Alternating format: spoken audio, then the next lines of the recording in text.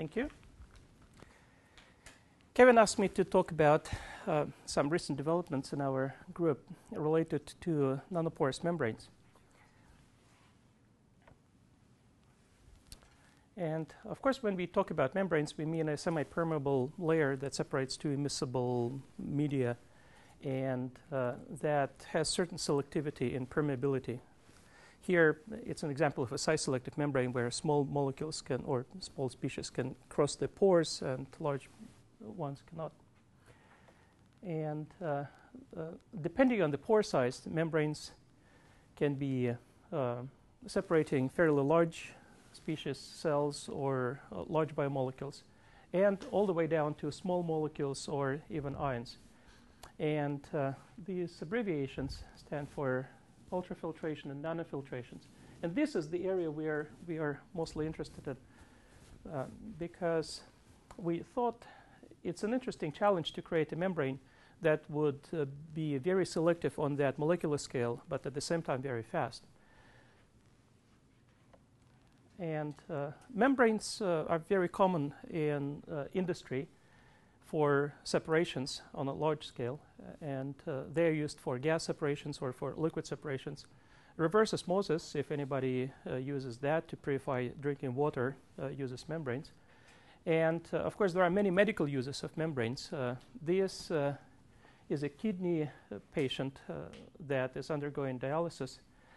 And from what I heard, it's not really as pleasant procedure as this lady is trying to make it to be. There are currently about 200,000 patients in the US that require regular kidney dialysis.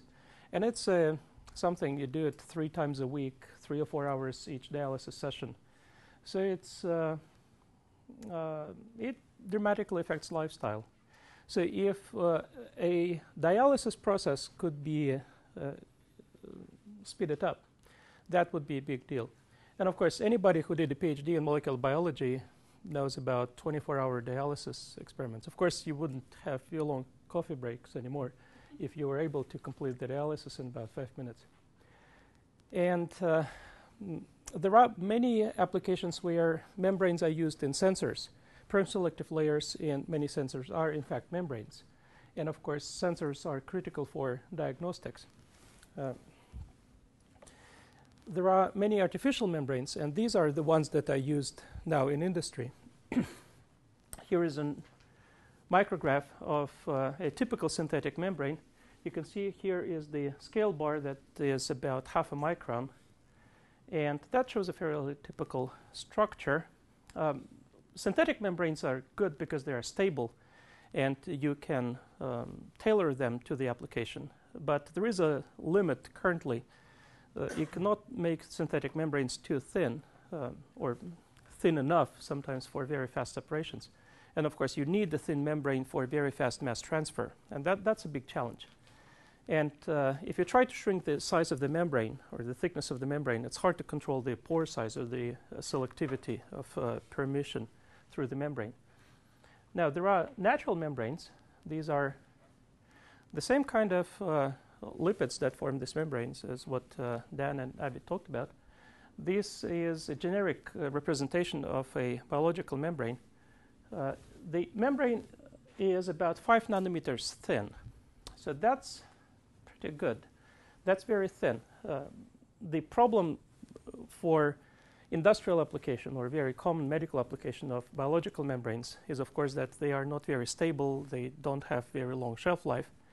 And ideally, you want something that would combine the properties of a good synthetic robust membrane with the small dimension of a biological membrane.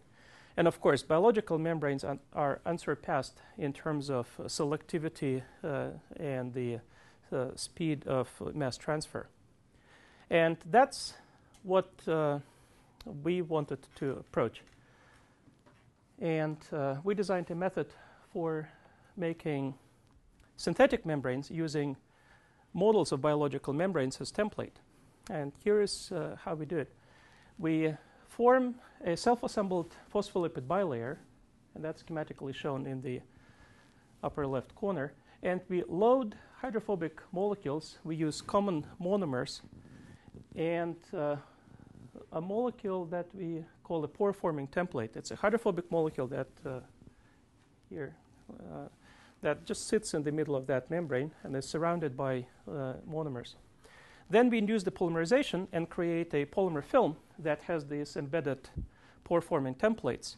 And after that, we can remove the scaffold, these lipids, and we can take out this molecule, and that gives us a polymer film that has precisely controlled thickness, because during the polymerization, you cannot grow in thickness because the membrane limits it. You can only propagate the polymerization in 2 dimensions. And because we cross-link this polymer, we create very well-formed pores, and they are all uniformly sized, because essentially these pores are imprinted into this membrane. So the next thing really was a challenge to demonstrate the permeability, because what we did was we used these molecules that are about a nanometer in diameter. And it's hard to do imaging. It's pretty much impossible to do imaging on the soft polymer material with 1 nanometer holes. So we needed a functional method to characterize the membrane. And here's what we came up with. We decided to create a capsule. And capsules are useful. I'll talk about this in a minute. And encapsulate a mixture of size probes of different colors. So we used a small yellow probe and medium-sized red probe and large blue probe. And when I say small, medium, large, I mean small about the size of an aspirin molecule, and medium, the molecules are similar to the molecules Abby just showed, just around 500 in molecular weight. And large is maybe twice larger than the medium-sized molecule. So we encapsulate all of them and then create the capsule, open up the pores, and see which molecules escaped or which molecules are retained. And then we separate the capsules from the released molecules using the so-called size exclusion chromatography or gel filtration. And we collect the capsule fraction and we look at the color. And of course, if we mix all these 3 primary colors, we produce a ternary color. Brown is a mixture of yellow, red, and blue. So if the capsule retains all 3 probes, then we would produce brown capsules. If you release small yellow molecules, then we would produce purple capsules. And if you release small yellow and medium-sized red probes, then we would retain only blue probes and we would get blue capsules. That's what we expect to see. If we have no pores, we would get brown. Small pores would give us purple capsules, and medium-sized pores would give us blue capsules. And these are the photographs of actual capsule fraction that we collected from a column. Had a very good graduate student who did this work very meticulously. But this shows that we actually form pores of a very well-controlled size. And also, these capsules don't seem to have significant pinhole defects, because if you have a single very large pore, everything would just escape from there. So that was very good, and we decided to build on this technology and produce pores that can be chemically functionalized, because in the previous case we would simply form a hydrophobic material with hydrophobic pores. And now we did something very similar. We did the imprinting, but this time we incorporated a polymerizable moiety into our pore-forming template, so that when it is incorporated in the membrane, this is the part that is covalently linked to the rest of the molecule.